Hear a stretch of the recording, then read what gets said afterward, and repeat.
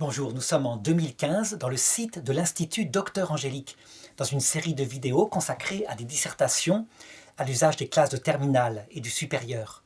Attention, ces vidéos ne sont pas là pour être copiées matériellement, mais plutôt pour donner des idées afin que chacun fasse sa propre dissertation avec ses propres exemples. Le sujet d'aujourd'hui fait partie de la philosophie politique, mais aussi de la philosophie éthique. Et il s'intitule comme cela: Est-ce à la loi de décider de mon bonheur?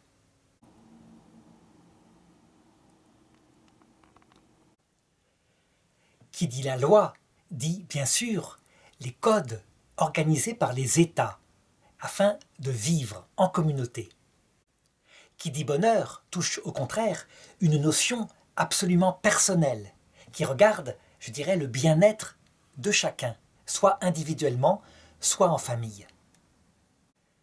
Et donc, un tel sujet est valable pour toutes les époques, parce que à toutes les époques, le pouvoir, surtout lorsqu'il était très puissant, s'est dit qu'il y revenait de son autorité d'organiser le bonheur des gens. Et tout le problème était la limite qu'il mettait à son intrusion dans le domaine privé, dans le domaine de la famille, dans le domaine de l'individu. On pourrait dire comme ça que c'est exclusivement, je dirais, là où il y a des tyrannies, que le bonheur est organisé par les États. Non, c'est un sujet extrêmement contemporain. Il suffit de regarder, par exemple, ce que le ministre de l'Éducation nationale, le premier ministre de l'Éducation nationale du quinquennat de François Hollande en France, appelé Vincent Peillon, disait à propos du rôle de l'État concernant le bonheur des individus, ce bonheur devant se préparer pour lui à l'école.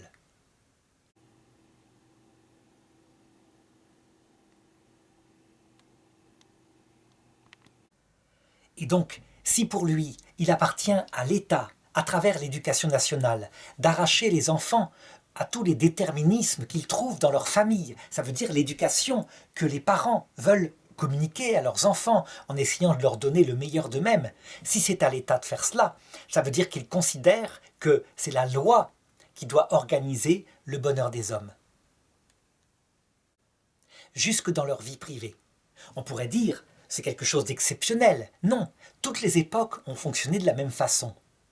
Par exemple, il suffit de comparer les livres d'éducation avant la Première Guerre mondiale, dans l'école républicaine, et on s'aperçoit que l'État donne aux enfants des valeurs morales individuelles et leur donne comme finalité, supérieure à toutes les finalités, l'amour de la patrie. On pourrait dire que dans ce cas-là, c'est pour faire des citoyens donc uniquement se mêler de la vie politique. En réalité, la patrie est mise au-dessus de toutes les valeurs. Et même l'amour de la famille n'est là que pour servir la patrie, pour donner par exemple à la patrie des enfants, afin de résister à l'ennemi germanique qui est en face, et auprès duquel on doit prendre une revanche. Donc, afin de marquer l'endroit exact où doit être la limite du rôle de l'État par rapport à nos vies privées, à notre bonheur, eh bien, nous procéderons en plusieurs parties. Dans la première partie, je voudrais montrer une antithèse. Ça veut dire un exemple extrême, mais qui a été vécu au XXe siècle, où l'État s'est donné le pouvoir absolu, totalitaire, d'organiser le bonheur des gens. Dans une deuxième partie, je voudrais simplement rechercher la vérité. Ça veut dire d'abord définir ce que c'est que le bonheur des gens. Où est-ce qu'il se trouve? Est-ce qu'il est individuel? Est-ce qu'il est familial? Est-ce qu'il est collectif à travers l'État, justement? À partir de là, évidemment, selon qu'on définit ce qu'est le bonheur des gens, on pourra plus facilement poser le rôle exact de l'État à propos de ce bonheur.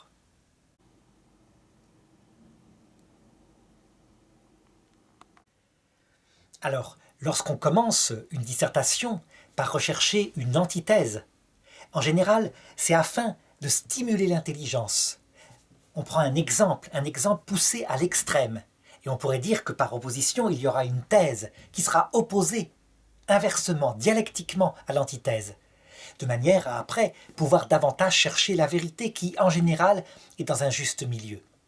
Et donc, dans cette antithèse, je voudrais montrer un exemple vécu au XXe siècle, où l'État s'est donné tous les rôles, mais de manière absolue, pour définir et pour décider du bonheur des gens. Je crois qu'il s'agit de la période la plus sinistre de toute l'histoire du XXe siècle, peut-être même de toute l'histoire de l'humanité. Sans doute, par un certain point, plus encore sinistre que celle de la Deuxième Guerre mondiale, avec les monstres que furent Staline et Hitler. Il s'agit de l'expérience au Cambodge de Pol Pot et des Khmers rouges.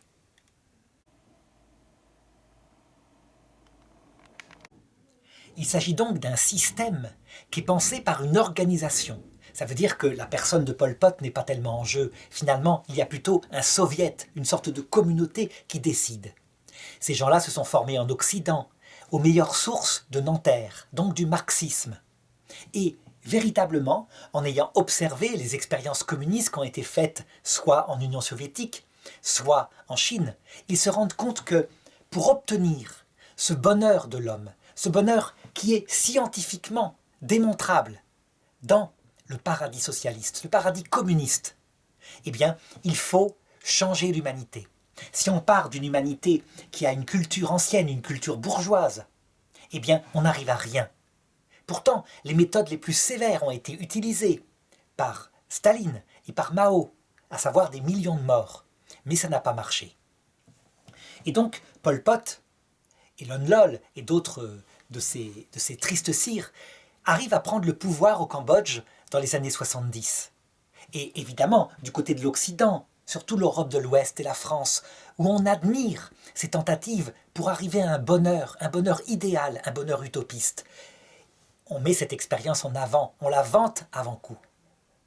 Il prend le pouvoir à Phnom Penh et la première décision qu'il prend, c'est que toutes les personnes qui habitent en ville doivent, le lendemain même, quitter la ville pour se rendre à la campagne afin d'adhérer à la vie laborieuse, la vie en commun dont ils rêvent. Cependant, certains sont cultivés, certains sont professeurs, certaines jeunes filles apprennent la danse classique au corps de ballet de Phnom Penh. Puisqu'ils ont été pollués dès leur jeunesse par cette morale bourgeoise, cette culture périmée, eh bien, ils sont tout simplement éliminés. Ça veut dire que les gens dont on repère que les mains sont fines, ne sont pas des mains d'ouvriers, sont systématiquement exécutés, sac en plastique sur la tête. Des pièges sont tendus, on appelle des médecins, des gens pour servir lèvent la main. Eh bien, ils sont éliminés. Si bien que très vite, on comprend que pour survivre, il faut dire qu'on est plombier, maçon, etc. Et là, on a une chance de vivre. Il crée donc, pour le bonheur de ce peuple, un paradis communiste, dans la campagne. Et chacun doit travailler pour le bien commun de tous, puisque la décision, c'est que la loi, cette loi formidable du communisme, va donner le bonheur au peuple. On travaille donc pour le bien de tous. Et il s'avère que, de manière inexplicable, alors que la production devrait être énorme, puisque tout le monde est au champ, la production s'écroule terriblement. Ils ne comprennent pas ce qui se passe, donc ils surveillent ces gens qui sont dans la campagne. Et ils repèrent. Ils repèrent certains qui discrètement, dans les champs, volent une petite pousse, la mettent dans leur poche, discrètement, pour la manger le soir. Ce sont donc eux qui sabotent l'effort du peuple. Ces gens-là sont exécutés, publiquement, comme exemple pour tous. À la fin, il reste que des gens qui, en apparence, sont enthousiastes pour ce projet. Et pourtant, la production est zéro. Ça ne marche pas. En fait, qu'est-ce qui se passe? Il se passe que ces hommes-là, dans leur misère, sont des hommes normaux. Ils partagent une nature humaine. Et leur plus grand souci, ici, dans une telle misère, pour ceux qui ont encore envie de vivre, c'est de survivre, par tous les moyens. Et donc, dès qu'ils peuvent attraper ne serait-ce qu'un limaçon qui se mange, eh bien, ils le gardent pour le manger. D'autre part, s'ils ne sont pas surveillés, ils évitent de se fatiguer, puisqu'ils manquent tellement d'énergie. Et puis ils pensent à leur famille. Où est-elle? Comment arriver à faire survivre ceux qui sont les siens?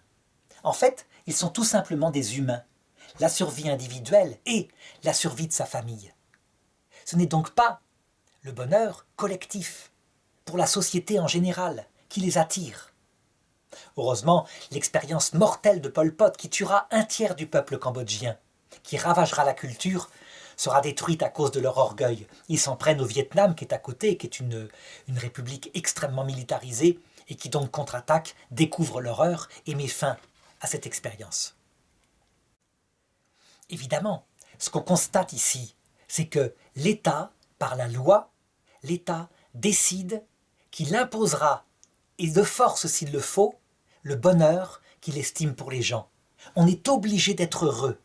C'est une obligation de la loi. Voilà ce que ça donne quand c'est poussé jusqu'à l'extrême. On est face à ce qu'on appelle un totalitarisme. Ça veut dire une pensée politique qui s'empare de tout, la totalité de l'être humain, et qui veut véritablement lui apporter le bonheur. On a des totalitarismes partout.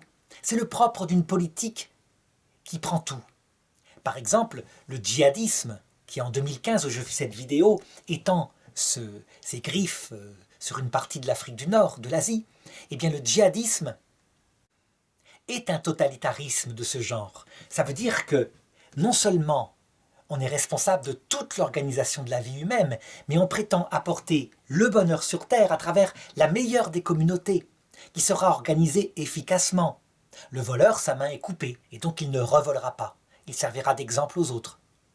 Il n'y aura donc plus d'injustice. On gère les actions dans la journée, selon une forme très précise. Les femmes sont soumises aux hommes, et un homme peut avoir jusqu'à 4 épouses. Il faut être absolument musulman, et si on ne l'est pas, si on est une personne d'une autre religion du livre, on doit payer un impôt, se soumettre et absolument être invisible dans la vie publique. Si on applique cette loi coranique qui s'occupe de politique, mais aussi de pratiques religieuses, de vie morale, on obtiendra en plus la vie éternelle.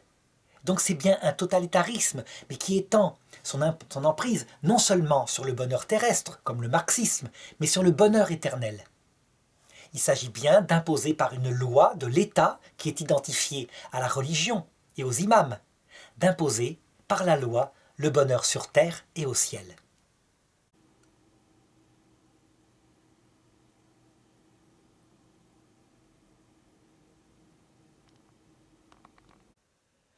Alors, j'aurais pu faire une thèse inverse, aussi excessive que l'antithèse, et montrer, je dirais, un système politique où l'État ne se mêle absolument pas de la vie privée des citoyens, et que les pères de famille ont tout pouvoir, sans exception, sur leurs enfants, ainsi que les mères de famille. Je ne montrerai pas cet exemple. Autant chercher tout de suite la vérité, en commençant par définir ce que c'est que le bonheur pour un être humain. Le bonheur, ce n'est pas la béatitude. La béatitude, c'est quelque chose d'imaginaire. Ça serait un bonheur tellement parfait, total, qu'il n'y aurait plus de désir parce qu'il serait comblé instantanément. On peut dire que des moments de béatitude, les jeunes couples, au début de leur amour, en ont un certain temps. Le bonheur, c'est quelque chose de moins absolu, mais de réaliste. Il s'agit d'avoir certaines conditions matérielles qui permettent un épanouissement dans les parties les plus importantes de l'homme, qui sont psychologiques et spirituelles. Donc, pour qu'il y ait le bonheur, il faut effectivement des conditions matérielles. Il y a des besoins dans l'être humain, comme manger, comme pouvoir se marier, avoir une maison, des besoins qui, véritablement, doivent être respectés. Sans ce fondement, il n'y a pas de bonheur possible, puisque la vie elle-même n'est pas possible, ne serait-ce que parce qu'on meurt de faim ou parce qu'on ne peut pas avoir d'enfants. Les enfants, justement, ils naissent dans des familles. Et les enfants qui ont un corps et une vie animale qui ressemblent tout à fait, au point de vue de ces aspects-là, à celle des primates, des singes anthropoïdes. Ça veut dire, ce n'est pas quelque chose qui pour abaisser l'humanité, bien au contraire, mais ça veut dire que, de par notre corps, nous faisons partie des primates. Et c'est important de regarder cela parce que on voit que les enfants ont une nature humaine. Et cette nature humaine, de manière analogue à ce qui se passe chez les grands singes, a besoin de ses parents. A besoin de recevoir de ses parents, je dirais, 2 choses absolues. À savoir de l'amour de tendresse, qui rassure, qui structure, et certaines limites, qui permettent de ne pas aller trop loin. Chez tous les animaux supérieurs qui ressemblent à l'homme, il y a une éducation qui souvent est faite par la mère toute seule, et qui donne ces 2 choses aux petits, tandis que le mâle, quelquefois, est dans le secteur et donne une protection plus lointaine. Pour l'être humain, ce n'est certainement pas comparable à 100%, mais il y a une analogie, en ce sens que si on prive un enfant de ses conditions naturelles, par exemple en le prenant entièrement en charge dès sa naissance par l'État, en l'élevant dans des grands centres, dans des orphelinats, eh bien on risque bien de le priver de ce qui lui est naturel, l'amour unique de sa maman, la protection de son papa. Ces choses-là, l'équilibre, lui donne un substrat psychologique avec des sentiments de bien-être. Il est valorisé parce qu'il a été aimé, il a une certaine sécurité parce qu'on l'a admiré dans son enfance, et une certaine autonomie parce qu'il a reçu le meilleur de ses parents. Cependant, devenu adulte, qu'est-ce qui fait le bonheur d'un être humain? Eh bien, lorsqu'on regarde les différentes conceptions du bonheur et qu'on regarde aussi les façons dont les hommes, de manière multiple, les ont appliquées, on se rend compte que les jeunes ne savent pas ce que c'est, sauf s'ils ont écouté les vieux qui quelquefois ont appris où était le bonheur par l'expérience du malheur. Et ce que reste, ce qu'ont montré les anciens depuis très longtemps, c'est que pour être heureux, certes il faut de l'argent, certes il faut de la reconnaissance et du plaisir, c'est indispensable, mais que le bonheur ne se trouve pas dans ces trois choses, qui sont plutôt des moyens qui permettent d'atteindre le bonheur. Tout simplement parce que l'être humain n'est pas un animal. La partie la plus importante de son être, c'est son esprit, son intelligence et sa volonté. Et que donc, pour arriver à être équilibré, il lui faut un bien qui soit supérieur à lui-même. De l'argent, du plaisir sensible, de la gloire, ce sont des biens inférieurs. Ce sont par exemple pour la gloire le regard d'autrui, qui admire et qui peut disparaître du jour au lendemain.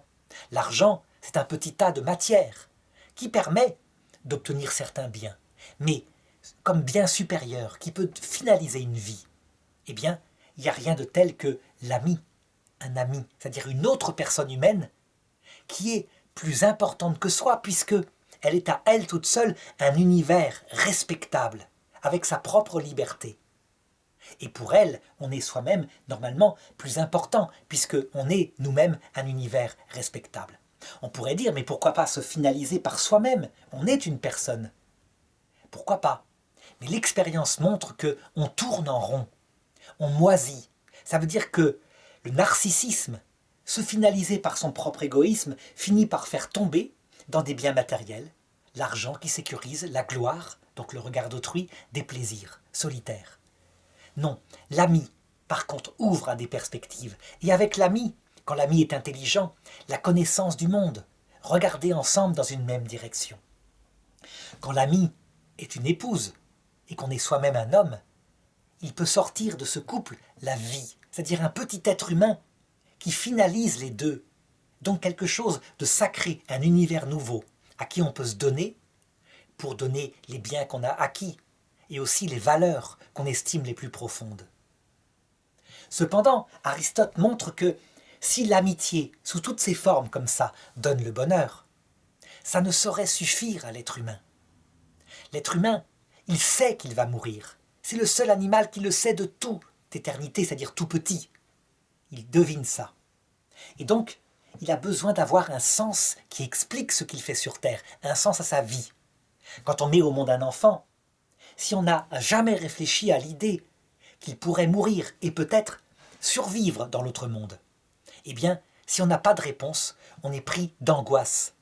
Et plus le couple est réussi, plus l'amitié est réussie, plus le fait que tout se termine par la mort peut angoisser les gens. D'où l'importance, disait Aristote, de développer un minimum de sagesse pour savoir ce qu'on fait sur Terre. La sagesse, c'est tout simplement cette science, entre guillemets, qui répond aux trois questions fondamentales de l'homme. D'où est-ce que je viens? Qui suis-je? Où est-ce que je vais après la mort? Alors, ce que j'ai dit là, évidemment, c'est l'expérience des vieux qui la montre. On pourrait dire qu'il y a plein de gens qui s'opposeraient à cette définition du bonheur en disant « Mais non, certaines personnes mettent leur bonheur dans l'argent et après tout, ils sont libres. » Bien sûr qu'ils sont libres. Seulement, comme disait Sartre, tout acte qui est posé est un acte libre, mais produit ses conséquences immanentes. Celui qui n'a comme finalité que l'argent, alors, il fera des autres personnes des moyens. On ne peut pas avoir comme fin l'argent et comme finalité l'autre. Soit on met l'autre comme finalité et l'argent est un moyen pour mieux l'aimer, pour le rendre heureux, soit c'est l'inverse. Ainsi, quelqu'un qui n'a pas situé à sa juste place l'argent comme moyen, eh bien, se condamne tôt ou tard, parce qu'il torture les autres en les traitant comme des moyens, à vivre seul, à mourir seul. On peut très bien être heureux tout seul, c'est vrai. Pourquoi pas? Cependant, visiblement, l'être humain est fait pour être en communauté. Et des personnes seules qu'on voit sont habituellement et très souvent dans le malheur. On peut dire que au XXIe siècle, où la génération qui, après la Deuxième Guerre mondiale, a décidé de s'amuser, de vivre par l'argent, par l'individualisme revendiqué, par le plaisir immédiat, récolte, devenue âgée, les fruits de cela, à savoir une très très grande solitude chez les personnes devenues âgées, des hôpitaux magnifiquement propres, comme jamais dans l'histoire du monde, et peu de visites familiales. Parce que on a beaucoup divorcé, on a beaucoup avorté, on a beaucoup appris à ses enfants que la valeur suprême, c'était le bonheur, le plaisir instantané, maintenant, s'amuser.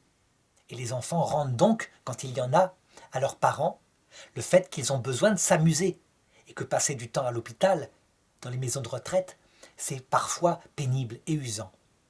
Donc il y a un salaire immanent, et comme disait la Bible, honore ton père et ta mère, afin de vivre longtemps sur terre. Parce que si on n'honore pas son père et sa mère, les enfants ne nous honoreront pas. Et nous rendront ce qu'on leur a appris, ça veut dire qu'ils nous laisseront seuls mourir, sans visite et sans cette amitié qui structure le cœur de l'homme. Alors, dans une telle perspective, peut-on dire que c'est la loi qui va décider de mon bonheur? En réalité, quand on considère le bonheur comme cela, à la manière, je dirais, des philosophes réalistes, on s'aperçoit que la loi ne peut rien dire. Que ce bonheur-là, elle appartient à la transmission des parents. C'est les parents qui apprennent à leurs enfants, à travers leur propre sagesse, leur propre expérience, à ne pas faire les erreurs qu'ils ont faites dans leur jeunesse. Cette transmission-là ne peut appartenir à l'État. Alors, on pourra objecter, au-delà de ce qu'on a vu dans l'antithèse, donc un totalitarisme absolu, est-ce que l'État ne pourrait pas avoir un rôle d'incitateur? Ça veut dire un État dirigé par un père, un roi, quelqu'un qui cherche le bonheur de son peuple.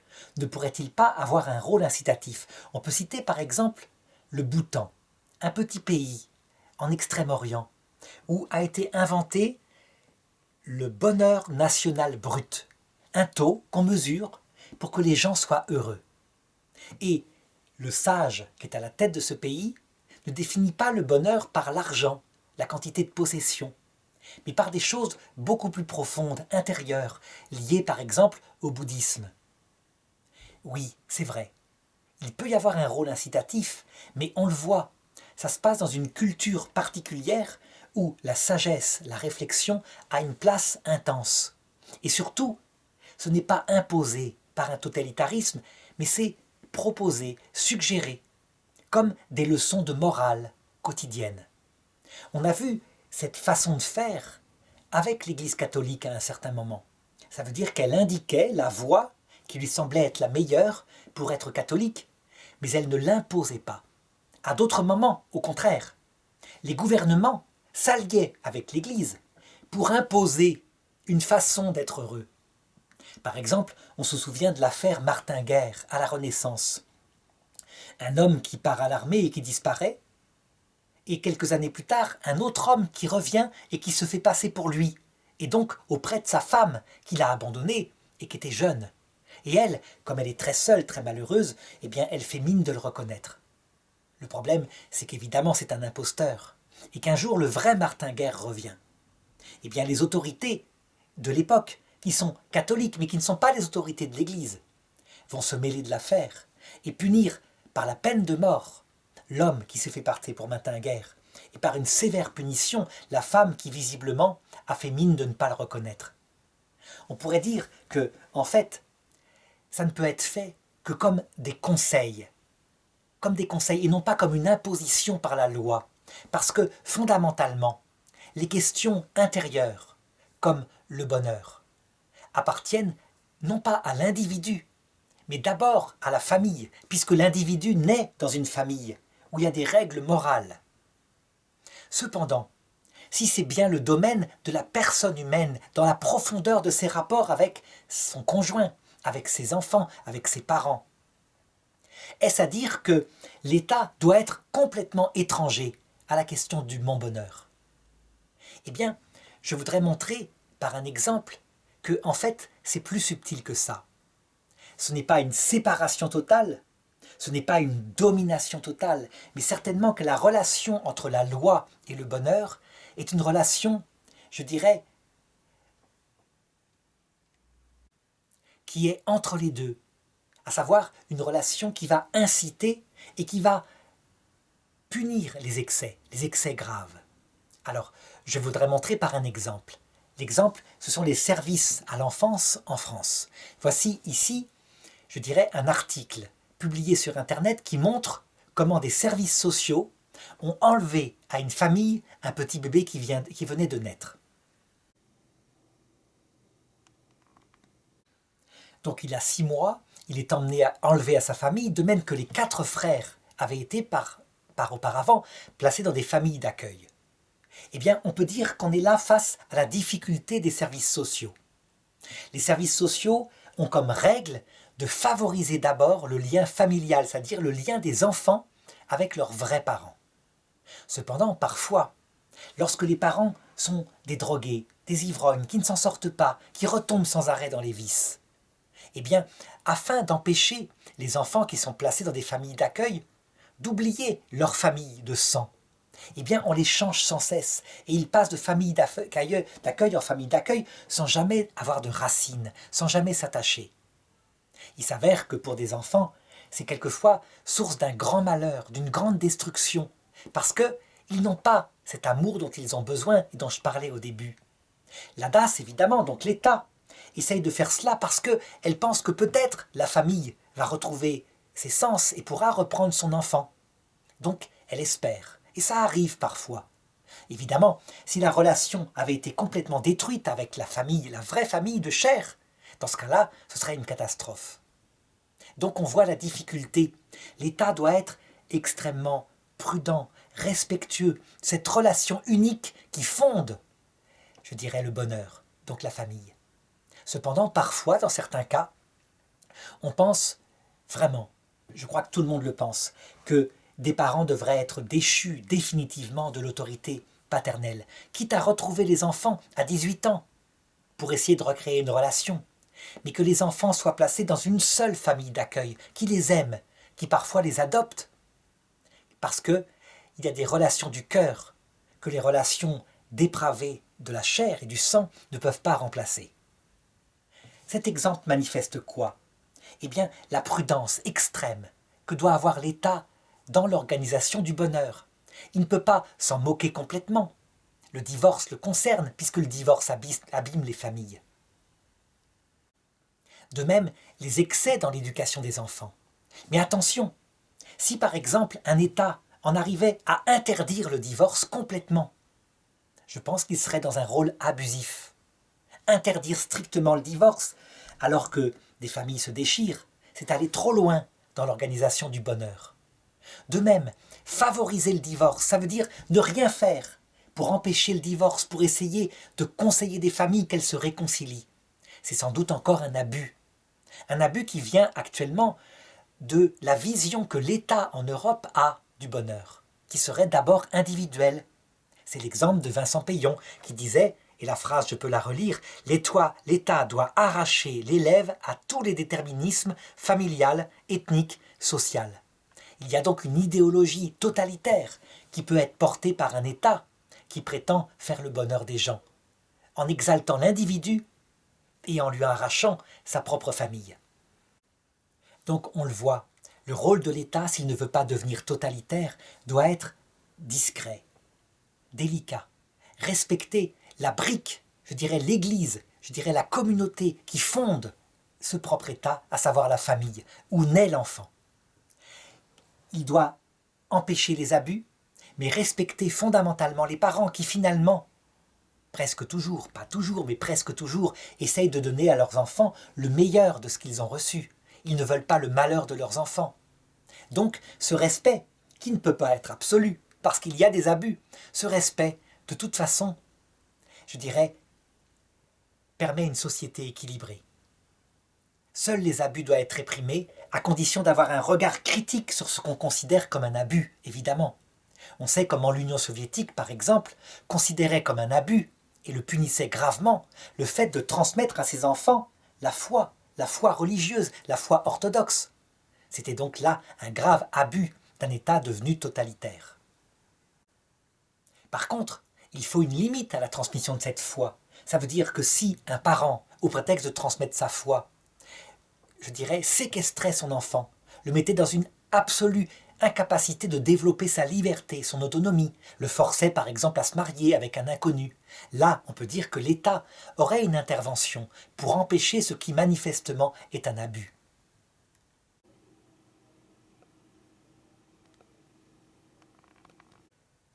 En conclusion, je dirais donc que lorsqu'on regarde ce que c'est que le bonheur d'un être humain, on avait constaté qu'il y avait des choses qui étaient un fondement indispensable, une préparation, le fait d'avoir à manger, d'avoir un toit. Je dirais qu'à ce niveau-là, au niveau du bien commun à une société, l'État a un rôle direct, faire que les gens aient une vie digne, que s'il y a du chômage, il y ait une assurance pour les protéger, que les entreprises ne puissent pas tout faire et traiter comme des esclaves la population.